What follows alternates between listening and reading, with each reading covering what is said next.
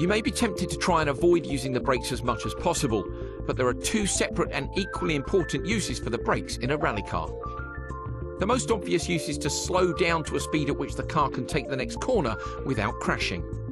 The second, less obvious reason is to manage weight transfer before, during, or even after cornering. Applying the brakes transfers more of the weight of the car over the front wheels, pressing the tyres against the road, giving them increased grip. The trade-off is that the rear tyres have less of the car's weight applied to them, resulting in less grip. Slowing the car down should only be done while the car is moving in a straight line. All four wheels don't need to be pointing forward, but the direction of travel should be as straight as possible.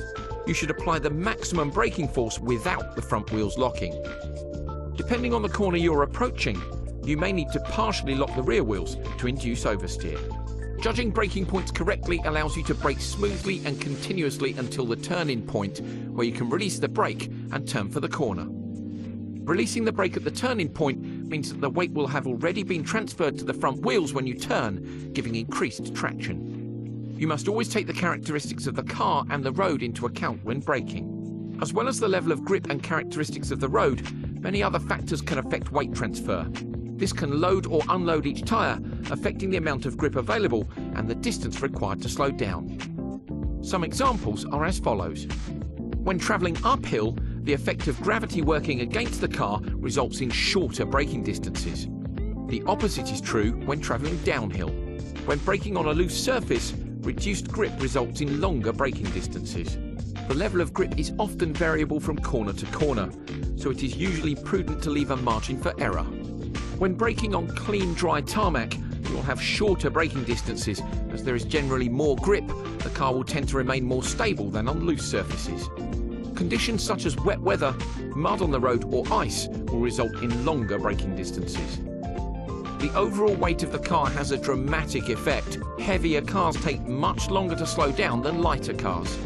If the wheels are inadvertently locking during braking, the wheels will slide across the surface rather than slowing the car down. So remember, use the brakes to slow the car down to a speed at which it can take the next corner without crashing, and to manage weight transfer before, during, or after cornering. Always be aware of the road conditions and adjust your braking distances accordingly.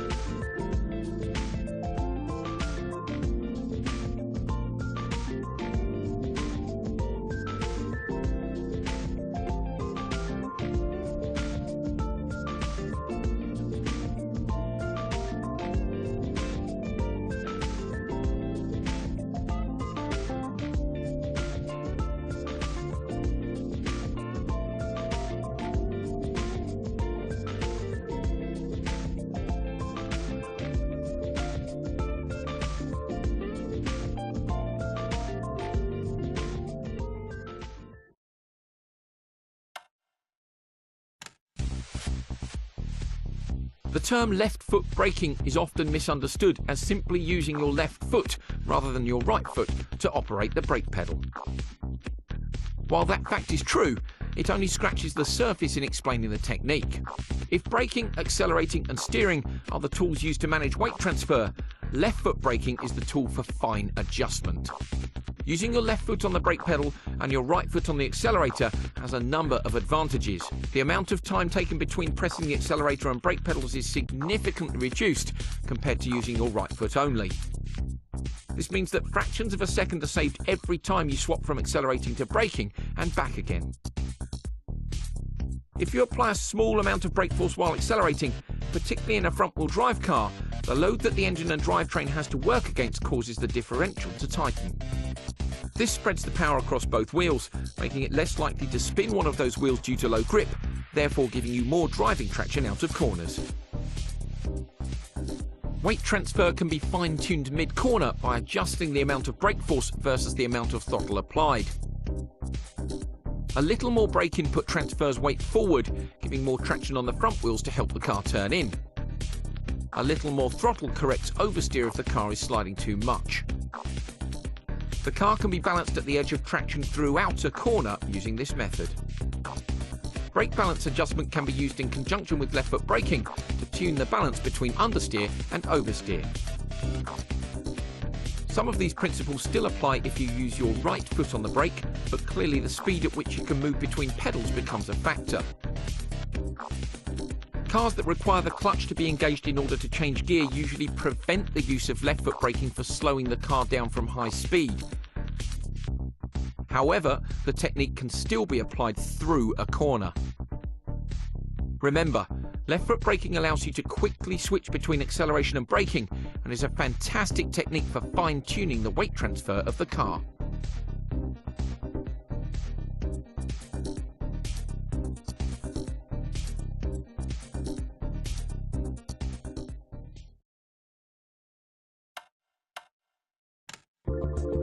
Tyres operate at their optimum with a certain amount of wheel spin. On gravel, wheel spin lets the tread of the tyre move the loose material on the road surface and puts the tyre in contact with the harder surface underneath, where the most grip can be found. However, excessive wheel spin prevents the tyres from achieving their maximum grip potential, and so it's not always appropriate to floor the accelerator.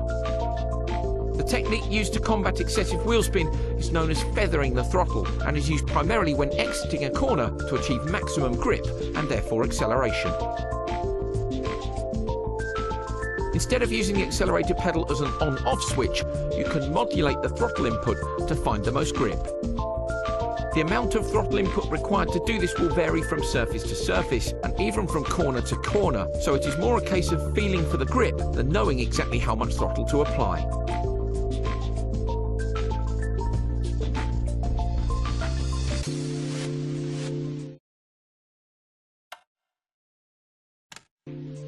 As with braking, the inclination of the road ahead has an impact on the speed at which a car can accelerate.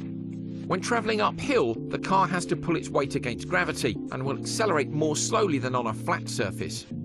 Travelling downhill will allow the car to accelerate more quickly. Perhaps less obvious is the effect of altitude on the car. At high altitude, such as the mountain ranges that rally stages and hill climbs often traverse, the car will have relatively less power than at lower altitude.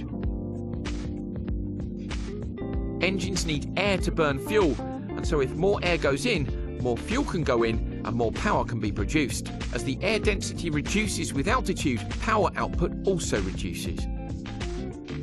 Bear this in mind when you are driving up Pikes Peak, as the change in altitude is one of the most dramatic in motorsport.